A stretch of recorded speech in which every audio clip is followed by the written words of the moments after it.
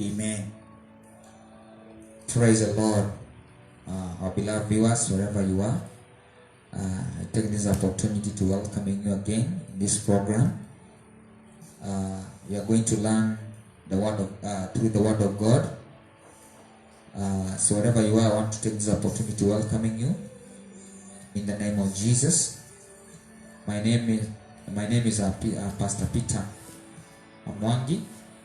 I'm born again Christian. I love the Lord. Today we are going to learn about 3 types of prayers. That's the message and the topic of my message today. And I know all of us are Christians. We are prayerful people. So I'm not teaching the new things. The message that I'm going to teach you is the same that you know and you have been hearing all the time. So welcome in the name of Jesus. Hallelujah. Huduma hii inaitwa Trinity Best Ministries. Tuko hapa Ngong Road na tunakukaribisha ubariki pamoja nasi mahali popote ulipo. Aina hizi 3 za maombi ambayo I'm going to teach today. Ukinifuata vizuri kwa makinifu, kuna mambo utaenda kujifunza yatakusaidia katika maisha yako ya kiroho. Because mzungu alisema iron sharpen iron. Kila wakati tunajifunza kwa kila mmoja na ule mwingine, na Mungu anapeana ufunuo tofauti kwa kila mmoja. That's why we call it a body. Inaitwa the body of Christ. Iko na different parts, na God every part of the body anaipeanga grace. Kwa hivyo leo maybe ushasikia topic ya maombi sana, but nisikize tu, kuna kitu tagawa. Naweza kwenda basi taongea mambo mageni kwako, but yeye anaenda kuyaongea siku ya leo. Yataenda kukubariki na pia utaenda kugawa jambo siku ya leo. So aina 3 haya ya maombi ambayo we are going to learn today. Ya kwanza, it's a prayer of request. Ni maombi ya kuuliza. Maombi yote huwa yafanani. There's a different kind of prayer ambayo Biblia imeelezea. But hizi 3 nataka kuongea ni za muhimu sana, kwa sababu ni maombi ambayo tunayaomba kila wakati. Maombi ya kuuliza ama kutaka jambo kutoka kwa Mungu. Requesting prayer ni wakati ambaye situation imekuendea vibaya na haujui what you're supposed to do. So unaenda mbele za Bwana ku request so that God can give you direction. Na maombi haya inakuwa ni muhimu sana, especially wakati umepatikana na kitu ambaye hauwezi ukapata jawabu kwa mtu yoyote. Ukijaribu kufikiria nani anaweza kusaidia within your locality, unapata kwamba hakuna mtu ambaye anasimama kwa gap because of you. Ujaribu hata njia zote za kujitoa kwa jambo hilo, unapata it's a challenge. That's why inaitwa prayer of request. Unauliza Mungu unafaa kufanya nini. Na tutapata in the Bible kwamba kuna mtu alijipata katika kipindi kama hicho na akaenda akauliza, na tunaenda kupata what happens to him in the book of 1 Samuel chapter 30 verse 7. Kama uko na Biblia yako fungua pamoja nami. 1 Samuel chapter 30 verse 7. Hii ni historia ya Daudi. The Bible says, then he said to Abiathar the priest, bring me the ephod. So Abiathar brought it. Then David asked the Lord, should I chase after this band of raiders? Will catch them? And the Lord told him, yes, go after them. You will surely recover everything that was taken from you. Now, hii maombi ya request, tunaona Daudi alikuwa na wanajeshi wake 600. Wametoka kupigana vita. Waliporudi kwa kambi yao, tunaona kwamba anafika, naona anapata kwamba wake zao wamechukuliwa mateka, watoto wao wamechukuliwa mateka, mali yao imeibiwa yote, kambi yote imechomwa na maadui ambao ndio wa Amaleki. Na Biblia inasema kwamba wanajeshi wale Daudi alikuwa nayo walipotewa na nguvu. Wakahisi kabisa wamekwisha, maana property waliokuwa nayo yote imeenda. Wake zao wameenda, watoto wao wameenda. Alafu hawajui kama wameuliwa ama watawapata wakiwa hai. So situation kama hii nataka uone kabisa, usipokuwa na roho na maombi ya kurequest na roho ya kunyenyekea na kurequest kwa Mungu, utachanganyikiwa hata kama ni wewe. Umeamkia siku moja, umepata kila kitu ulikuwa nacho kimeisha. Tumaini lako limefika mwisho. tegemeo lako limefika mwisho. Daudi alijipata hapa. Sasa walifika mahali wakaona Daudi ndiye aliwaongoza waende vitani, wakaacha wake zao, wakafikiria kumpiga na mawe wamuue. But Bible inasema kwamba Daudi akajitia moyo na Bwana Mungu wake. So from there anaita priest Abiathar, anamuita Ahimeleki ambaye alikuwa anaomba nayo. Hakuenda kuomba mambo mengi, hakuuliza mambo mengi kwa Mungu. Kitu moja Daudi alifanya, aliuliza Mungu, je, nikienda kwa hao maadui nitawapata? Ile prayer of request ni kuuliza, unauliza kwa Mungu. Na watu wengi wanapojipata katika kipindi kama hicho ndio alikuwa nacho, hawajuagi kuomba. Wakati mambo imekuendea mlama, watoto ni wagonjwa, kazi umevutwa, mambo imebadilika, kila kitu yote imeenda upside down, ile ombi unafaa kuomba ni requesting, kuuliza Mungu, sasa from here nitafanyaje? Na Biblia inatuambia hapo verse 8, Bwana akamwambia, enenda utawashika na utawanyang'anya hiyo mali yote wameiba. So dona Daudi baada ya kurequest kwa Mungu na akatoka akamwambia wanajeshi twendeni, alienda na confidence, akiwa na assurance ya kama Mungu amemhakikishia kwamba maadui hawa atawashika. Na wakati alienda, Biblia inasema kwamba akiwa njiani alikutana na kijana mmoja aliyekuwa ameachwa na Wamelekite hawa alipokuwa mgonjwa. Huyo ndiye alielekeza Daudi mpaka mahali wanajeshi walikuwa, na mali yake ikarudi. So wapendwa, lazima tujitrain kuomba maombi ya kuuliza. Si kila wakati ambaye tunakemea mapepo, si kila wakati ambaye tunaomba maombi mengine. Kuna wakati nafikanga lazima ujipe muda wa kuuliza Mungu, ndio maisha yangu imeenda hivi, ndio sina school fees, ndio sijalipa nyumba, sina hii na hii na hii Bwana. Unauliza, nifanye nini? Maombi kama hayo Mungu anairuhusu. Inaitwa requesting prayer, ya kuuliza. Na tunaona Daudi aliuliza na Mungu akamjibu. Wengi hawajuangi kipindi hiki kuna maombi ambaye ya kuuliza. Inapofika ni wakati wa kuuliza, usiombe maombi mengine. Omba maombi ya kuuliza, Mungu nifanye nini? Kwa sababu kipindi hiki kimenikuta. Na tunaona kwamba kitu cha kwanza, maombi ya kurequest. Mtu anarequestiki baada ya kuvamiwa na adui.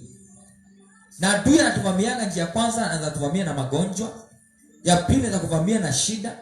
Ya tatu anatuvamia na roho ya kifo kwa jamii. So wakati wote disaster imekuja kwa familia, the only prayer that you should pray is by us requesting to God. God, what do you want me to do? Je, hii hatua nafikiri nichukue inafaa? Watu wengine sasa wanakimbianga wakati mambo kama imefanyika, ndio wanakimbia kujaribu kulipisha, wanakimbia wanaongea mambo mengi, and then of the day solution jambo lolote. Wanajipata wamekuwa damage. Maisha yao inaumizwa sana. Mtu ana ndani anaumia zaidi. Na watu kama hao wanakaa sana kabla wapone. But ile ombi unafaa kuomba ndio upate kupona haraka na kupata jawabu haraka. Ask. Request for the will of God. Amen. Amen. So la pili is a prayer of faith. Hii maombi ya pili ni maombi ya imani. Maombi ya imani si lazima uulize. Maombi ya imani si lazima uongeleshwe na Mungu. But maombi ya imani ni kwamba unataka kitu fulani ifanyike kwa sababu labda ni emergency. Unaishi kwa kabisa kwamba I want to believe God for this. For example, kuna report umesikia na mtu ni mgonjwa. Na maybe ni mzazi ama mtoto wa familia ni mgonjwa. So hapa ni pale ambapo nilipataka kwamba you're using faith. Ya kwamba liwe liwalo, I need a miracle. Liwe liwalo, I need intervention of God. Hapa ndipo mtu anaingiaga na imani. Na unaona kwa imani, una address your issue through faith. Na Mungu anafanya muujiza. Yote ipata in the book of 1 Samuel chapter 17 verse 41. 1 Samuel 17:41.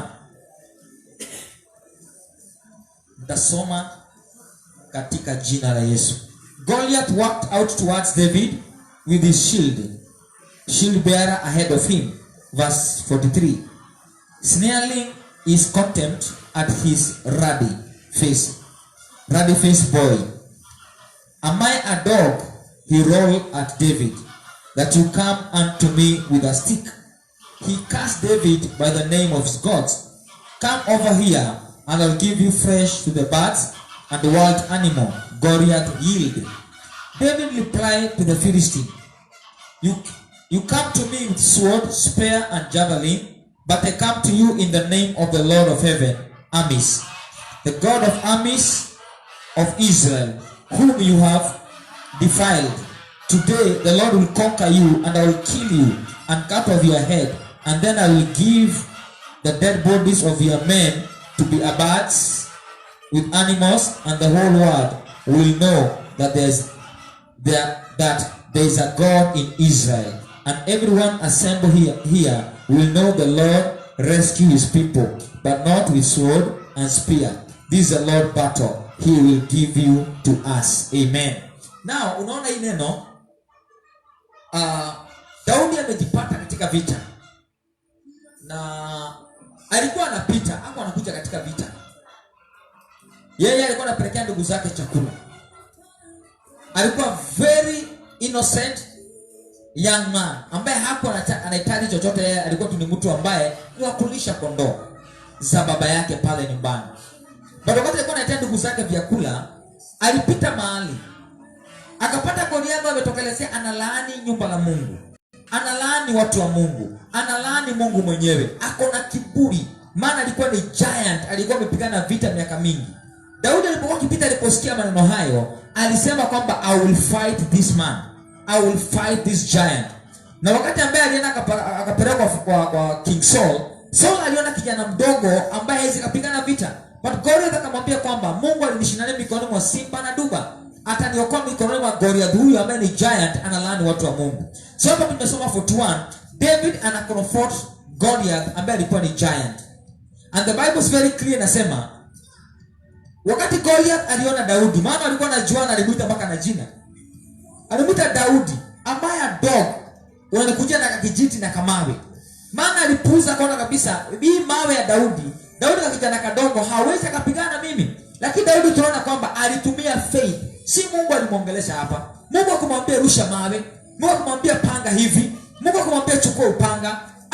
David alisikia vibaya, alimshikwa na holy hunger, hasira ya kiroho. Akajua kwamba huyu mtu ataendelea kulaani watu wa Mungu. Mtu huyu ataendelea kupuuzia uoga. Mtu huyu atazidi kuoneshana kana kama Mungu wetu hawezi. Sitakubali mimi. It was a prayer of faith. Akasema kwamba I will confront this person. Na wakati alikwenda kuchukua mawe, maana it was a soft stones, alichukua kando ya mto, akaziweka kwa bag za kwenda kupigana vita. Alipochukua hizo mawe, wakati aliconfront Goliath, hakwenda kupigana naye direct. Alimwambia Goliath, unanikujia na mikuki na mapanga, lakini mimi nakujia na Bwana Mungu wa Israeli ambao nalaani wewe. Na leo nitakata kichwa na mwili wako na watu wako nitapatia ndege wa angani. Hii confidence Daudi alikuwa nayo ni imani. There's a time you can find yourself in a difficult situation. The only way you can do, the only thing you can do is apply faith. Kama hii ni giant imetokelezea, hii ni situation inakaa kama giant. Hii si wakati wa kuuliza Mungu ama niende, ni wewe usimame na imani uconfront the giant. Hii ni maombi imani. Umeamka asubuhi, umefika kwa nyumba jioni, umepata mtoto ni mgonjwa. Hapa ni wasai faith. Unamwekelea mkono, unasema you demon of darkness, ambataka kunigongea mtoto, ambataka kunimalizia mtoto, I command you now in the name of Jesus, go. Kwa sababu ile imani iko ndani yako ndio itaangusha Goliath. Goliath hana time ya consult. Goliath alipata time ya kujipanga. Yeye ni vita hiyo sahihi ambayo umeconfront yeye. So hapa ni imani, ombi la imani. Na Wakristo lazima tujue kwamba wakati ambao tunafaa utumie ombi la imani, usitupe muda. Maana sasa Mungu ako tayari na wewe. Alipojibu haya mambo, Goliath alitoa mkuki wake na kile kitu alikuwa nacho za vita na shield yake, akakuja mbio kuconfront Daudi. Naye Daudi alipochukua mawe, wakati alichukua na kaizungusha, alikuwa na intercede. Ni faith yake ambaye alikuwa akitumia saa hizo. Na ile jiwe alipoliachilia, Biblia inasema kwamba iligonga Goliath na jiwe kadogo. Maana Mungu alikuwa amempati hiyo jiwe nguvu. Mungu maana alihusishwa kwa hiyo vita kupitia kwa imani ya Daudi. Hilo jiwe lilipogonga Goliath, alianguka chini. Akachukua ile mkuki wa Goliath, sword ya Goliath, Daudi akakata Goliath kichwa. Ushindi huu ulipatikana kwa njia gani? Si kwa sababu David alikuwa na nguvu nyingi. Si kwa sababu David ni mpiganaji mashuhuri. Baada David hata hakuwa mpiganaji, yeye alikuwa anaishi kwa kichaka. Hakuwa kwa wanajeshi, hakuwa mwanajeshi, lakini sababu ya imani kwa Mungu wake Goliath alienda chini. Na wewe leo unataka kuongelesha my brother and my sister wherever you are. Let me challenge you today. Yule Mungu wako ndani yako anahitaji tu imani yako tu. Anahitaji unene maneno ya imani. Anataka umhusishe kwa hiyo vita. Simama kama Daudi. Zungumza kwa niaba ya Mungu. Sema kama vile na maandiko yanavyosema. Kama vile Baba alivyosema. Kama vile Kristo alivyosema. Naamurisha huyu Goliath aondoke. Naamurisha hii hali iondoke. When you exercise your faith, lazima utaangusha giant aende chini. Sijui mtazamaji wangu giant wako ni mgani? Sijui Goliath wako ni mgani ambaye anakutisha na kukulaani kila siku?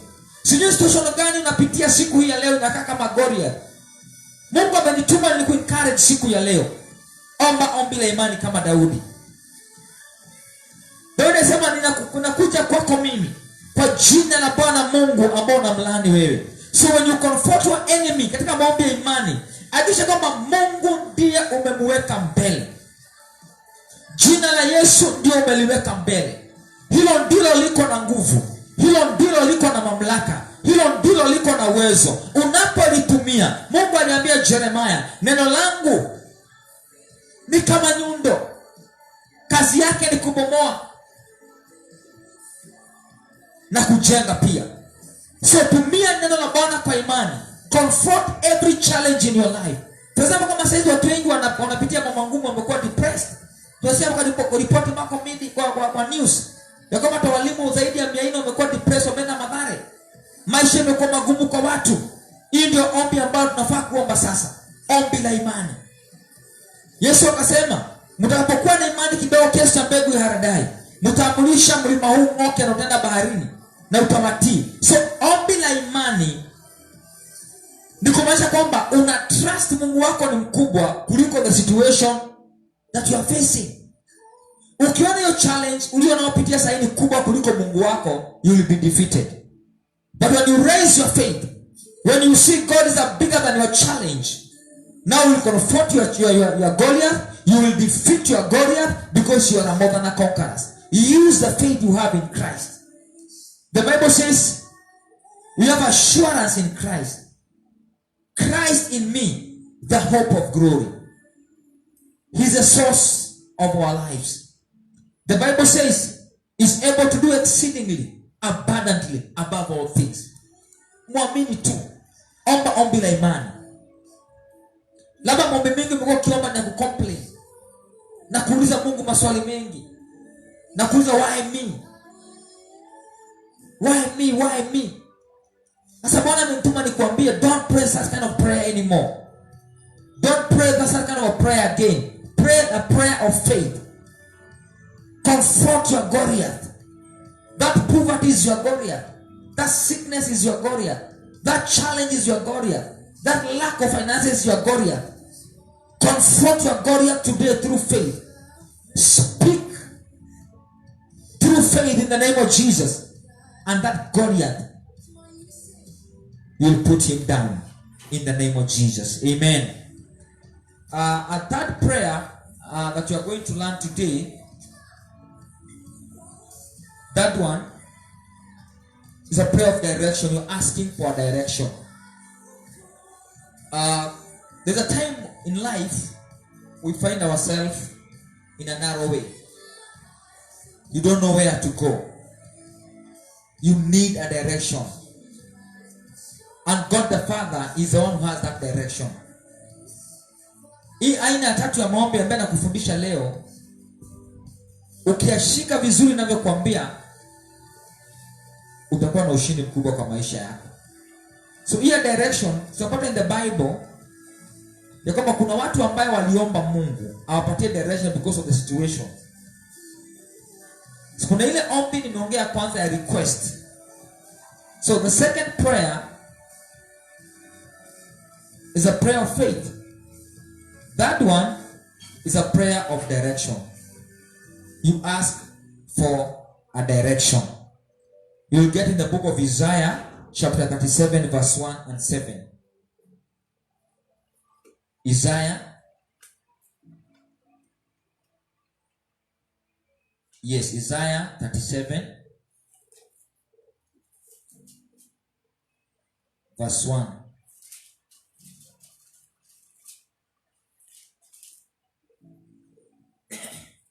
Yes, I will read it. Isaiah 7 verse 1 to 7. The Bible says, when King Ezekiel heard their report, he tore his clothes and put on sackcloth and went into the temple of the Lord. And he sent Eliakim, the place administrator, Shebna, the court secretary, and leading priest, all dressed in sackcloth, to the prophet Isaiah son of Amos. They told him, this is what the king Ezekiel says. Today is the day of trouble, insult and disgrace. It's like when a child is ready to be born, but the mother has no strength to deliver the baby. But perhaps the Lord your God has heard the Assyrian chief of staff, sent by king to defy the living God, and will punish him for his words. Oh, pray for those who are left. After King Ezekiel officially delivered the king message to Isaiah the prophet, replied, say to your master, this is what the Lord says. Do not be disturbed by this blasphemous speech against me from Assyria king. Messenger, listen, myself will move against him, and the king will receive a message that is needed at home. So he will return to his land, where I will have him killed with a sword. So hadithi hii ni mfalme Hezekia. Kuna ripoti ilikuja kutoka kwa king of Syria, vile atakuja kupigana na Juda na vile atawadestroy, na akatuma ujumbe mbaya sana ya kuwaweka uoga. So hii prayer direction, wakati ambao umeuziwa uoga, ripoti zimekuja, ripoti itakuvunja watu moyo. Akauziwa uoga na king of Assyria, na wakati ripoti ilifikia king Ezekiel, Biblia inasema kwamba alitoa nguo zake za kifalme akavaa magunia, akaenda hekaluni mwa Mungu akaomba, akasema manabii wote, makuhani wote wavae nguo za magunia, Waisraeli wote wavae nguo za magunia.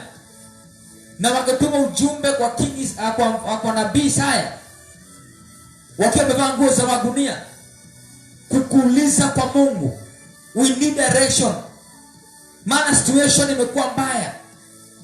Na atumia maneno haya, anasema ni kama mama ambaye anataka kujifungua mtoto lakini hana nguvu za kujifungua. So hivyo ndivyo ilivyokuwa, ni kwamba wako na destiny lakini hawana nguvu zile. So they want direction, they are asking for direction from God. Na wakati ripoti ilipofika kwa Isaya nabii, alituma ujumbe kwa watumishi waliokuwa wametumwa, kwa akawaambia, enendeni muambie king Ezekiel asiogope, hiyo message imekuja kutoka kwa king Assyria, na maneno mabaya ya matusi yameongea kunihusu mimi. Atapata wazo aende mahali fulani, na akifika hapo atauawa. Yaani Mungu akapanga kuwa king wa Assyria kwa sababu ya kuinukia watu wa Mungu na kulani Mungu. So what happened?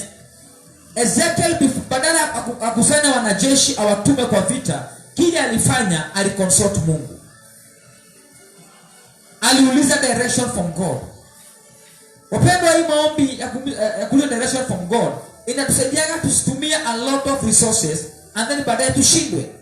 Ezekiel alikuwa na wanajeshi wengi, angewatuma wakapigane. Angekuwa na kiburi, sema mbona mtu ananidharau, kwani nadhani sina polisi ama wanajeshi wangepigana. Lakini the point ni kwamba hata kama alikuwa na wanajeshi, hata kama alikuwa na silaha za vita, kitu moja alifanya cha muhimu, aliuliza kwa Mungu kwanza. Shida moja wa Kristo inatupataka tunashindwa, ni wakati umejipata na kipindi fulani tunaamini sana nguvu zetu.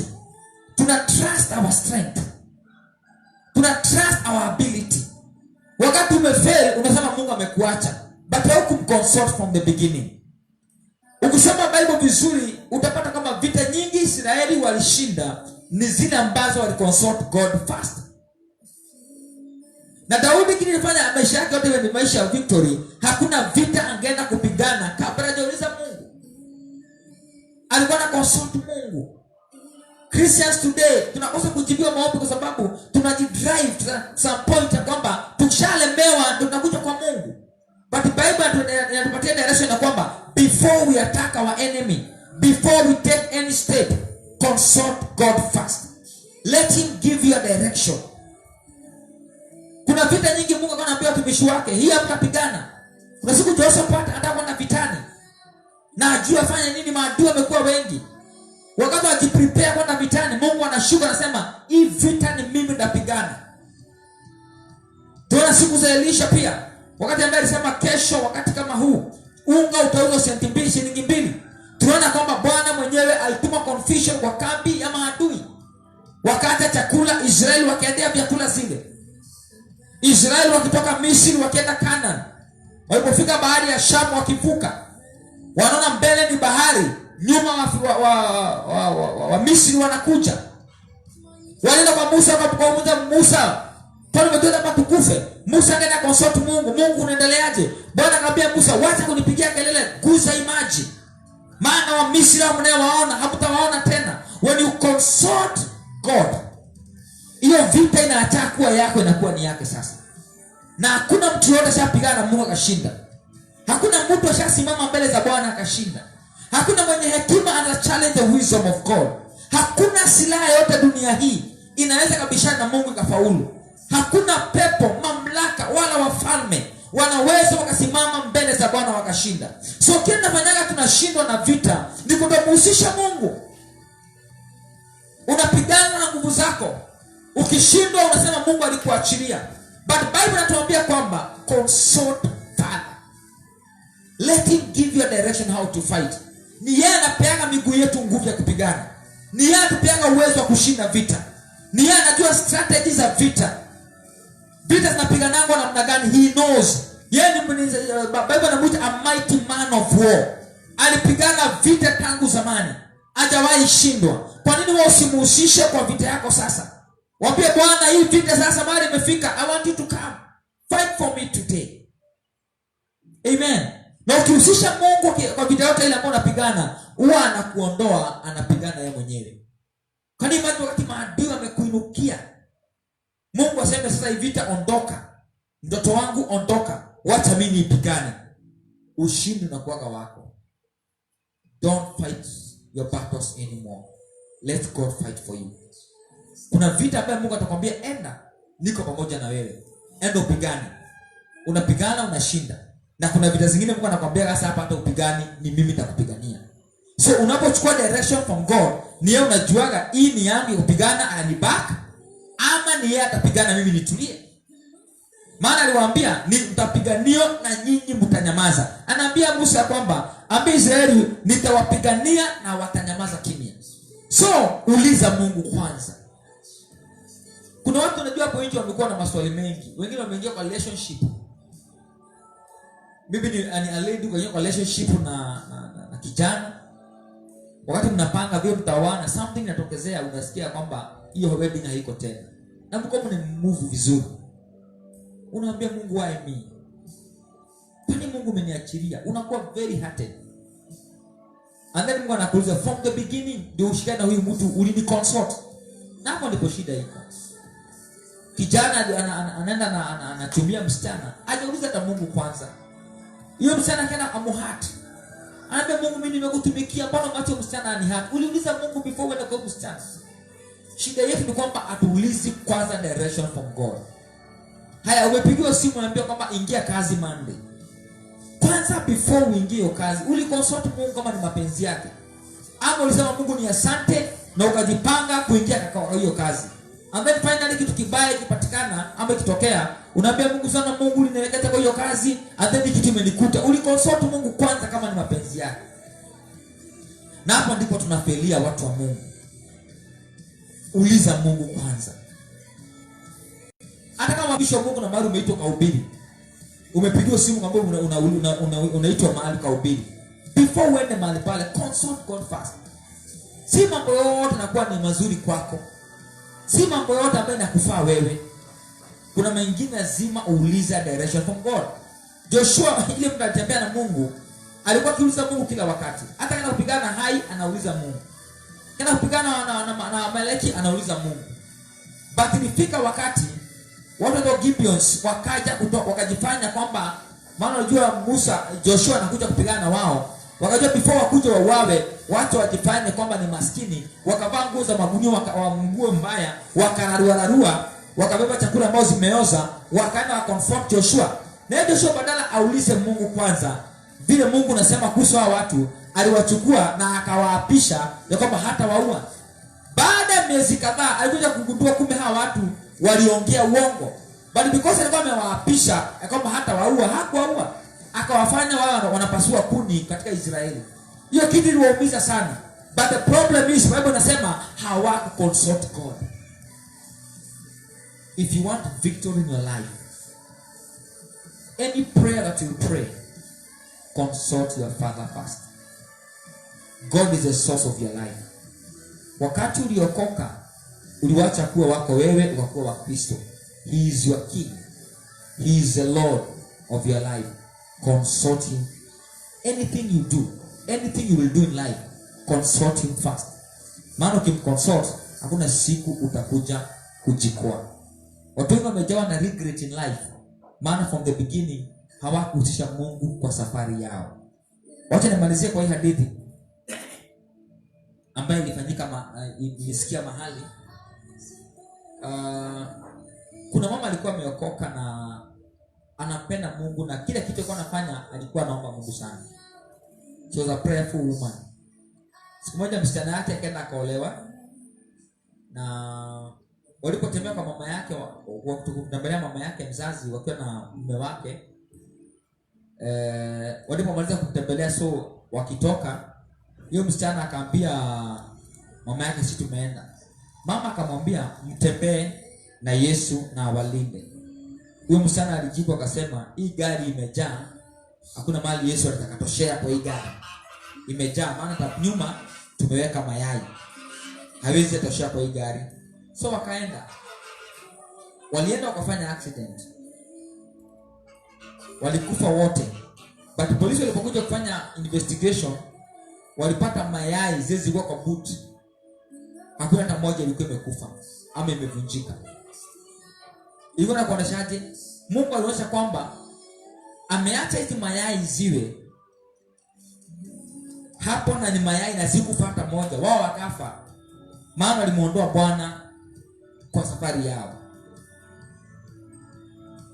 So, ukitaka kusucceed kwa maisha yako, pray prayer of request, prayer of faith, and prayer of consulting the Lord. Hata ukipika, anything you do. Kuna mhubiri mmoja nimesikia juzi mahali akihubiri akasema, na ikanibariki sana, alisema ile siku utaacha kuomba, umeonyesha Mungu unaweza kujitegemea wewe mwenyewe. So yeye ni kuondoka, huwa anaondoka. But ukimuomba kila siku, unamwonyesha kwamba haujiwezi. That's why unataka msaada wake. Pray all the time. Don't give up. Consult the Lord your God. Amen. Na mimi kama umebarikiwa na mafundisho haya siku ya leo, na wacha niombe na wewe mahali popote ulipo. Baba, ni asante kwa mtazamaji wangu. Asante kwa neno ambalo Baba umenipa nimeweza kushare na watu wako jioni ya leo. Wasaidie Bwana waelewe kwamba ile mambo wanafaa kuomba ili maisha yao na ushindi, ili nguvu zako zitembee pamoja na wao. Ninasema ni asante kwa kibali ambacho Bwana umetupa siku ya leo kusikiza neno lako Mfalme. Yote ambaye amenisikiliza Bwana wa rehema na ameconnect na mahubiri haya, tembelea maisha yake Bwana. Kila ombi atakaleomba, wacha iwe baraka kwake katika jina la Yesu Kristo. Na kemea chochote ambacho kimesimama kinyume na yeye, in the mighty name of Jesus. Tusaidie kila wakati tunapofanya jambo lolote maishani, tukuulize kwanza, tutembee na wewe kwanza, tusijiongoze kwa safari hii, maana itakuwa ni nzito. Asante Roho wa Bwana, maana umetusikia na hata umetenda. Na ni katika jina la Yesu tumeomba na hata kuamini. Amen, amen. So barikiwa sana. Asante kwa kututazama. You can share that message. Na if you have any question, unaweza uliza hapo, tutajaribu kujibu kwa neema ambaye Bwana ametusaidia. So Bwana kubariki sana. Tukutane hapa siku nyingine. God bless you.